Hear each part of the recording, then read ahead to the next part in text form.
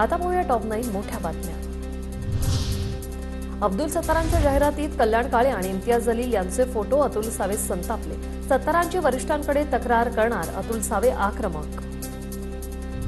माझ्याकडील पेनड्राईव्हमध्ये पुरावे, फडणवीसांकडील पुरावे त्यांनी जाहीर करावेत, नाहीतर वेळ आल्यावर मी पुरावे दाखवेन, अनिल देशमुखांचं आव्हान। अनिल देशमुख फॅशन म्हणून पेनड्राईव्ह दाखवतात, पेनड्राईव्हमध्ये काहीच नाही, आशिष देशमुखांचं प्रत्युत्तर।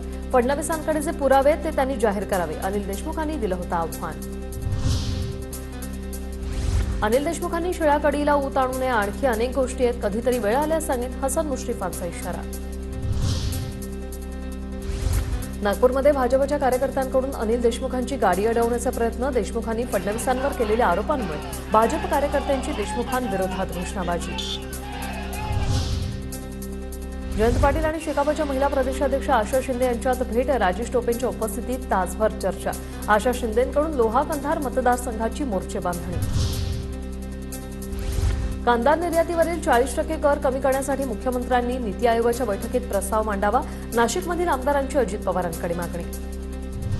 पंकजा मुंडेंचे भावी मुख्यमंत्री म्हणून बॅनर। बुलढाणा जिल्ह्यातील बीबी गावात पंकजा मुंडेंच्या वाढदिवसानिमित्त कार्यकर्त्यांकडून बॅनर।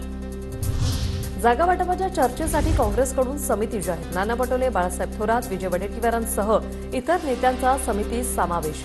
समिती मवियातील पक्षांशी जागा वाटपाबाबत चर्चा करणार।